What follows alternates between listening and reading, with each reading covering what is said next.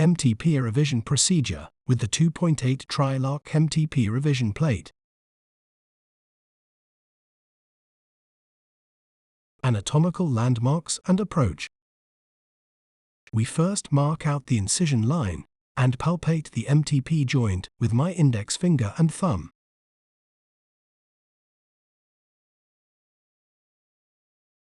Make the incision with a scalpel and be careful of the dorsomedial branch of the superficial peroneal nerve supplying the great toe. As a next step, we open the capsule of the MTP joint and search for the screws left inside the bone.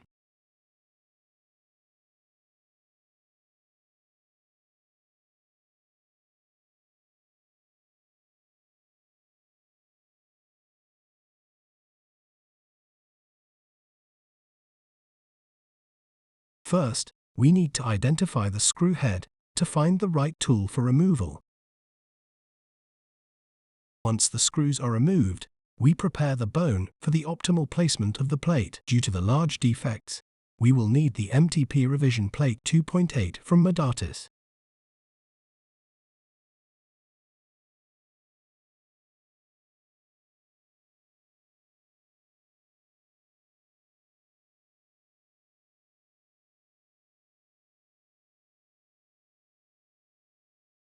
As a next step, we do the lateral release with a MC Glamory tool.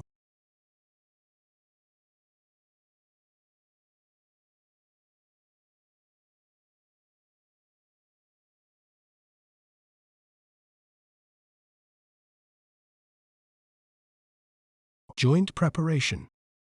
We start with the joint preparation of the MTPJ and insert a 1.6 mm in the metatarsal head. We now place the cup reamer over the 1.6 K wire to remove gently the cartilage to prepare the surface of the MTP head.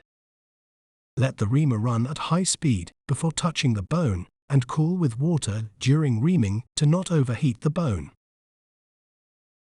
Once the reaming has been done, we use a 1.6 mm K wire for microdrilling for better fusion of the joint.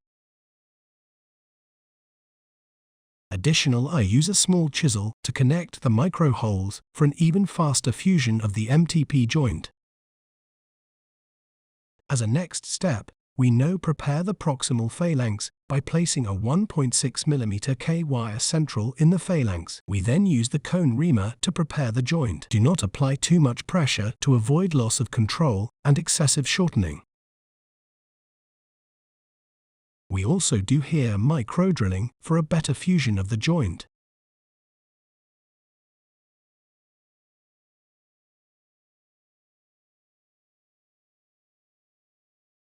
As a next step, a 1.1 mm K wire is placed from distal to proximal to prefix the MTP joint. We use the lid of the instrument container to check the alignment and the correct position.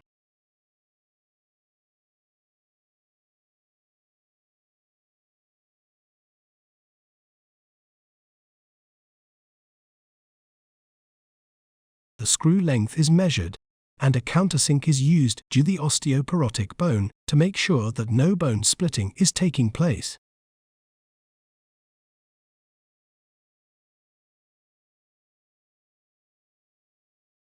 A 3.0 mm CCS screw with a long thread is placed through the MTP joint for a first prefixation.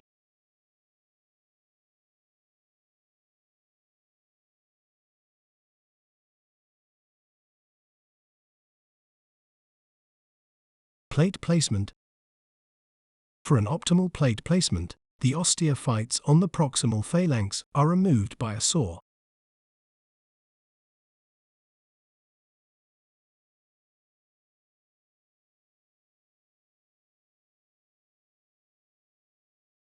Once the optimal position of the plate is achieved, the angulated plate is fixated with two 1.6 mm K wires.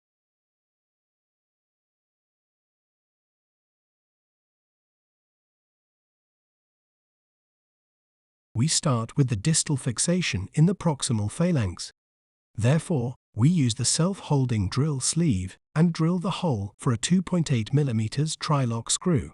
The closely arranged distal holes allow for great fixation options even when only a small distal part of the proximal phalanx is left.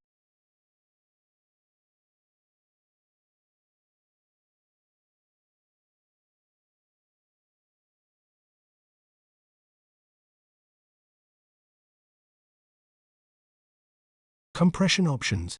Compression can be achieved across the fusion site by two means. The first is the oval TriLock plus hole, which is an eccentrically placed hole causing compression by about 1 mm. The arrow is the most important point of the guide, in that the arrow needs to be pointing towards the site of fusion. This should also match up with the arrow that is also labeled on the plate. These arrows should be pointing in the same direction when applying an eccentric locking screw, and not opposite to each other.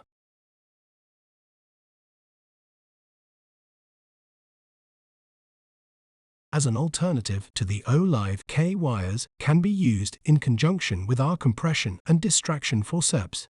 Learn more about the technique in the link below this video.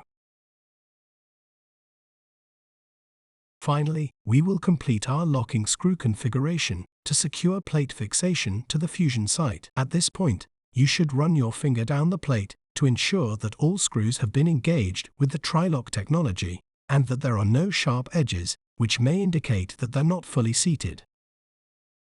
Closure. The closure was performed with a 3.0 bioresorbable monacryl.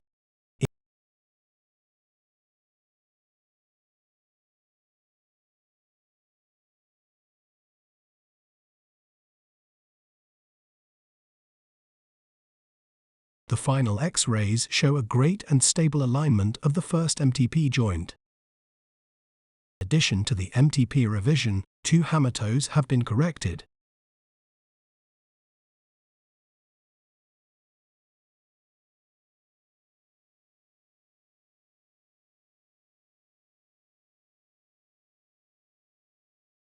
Postoperative protocol.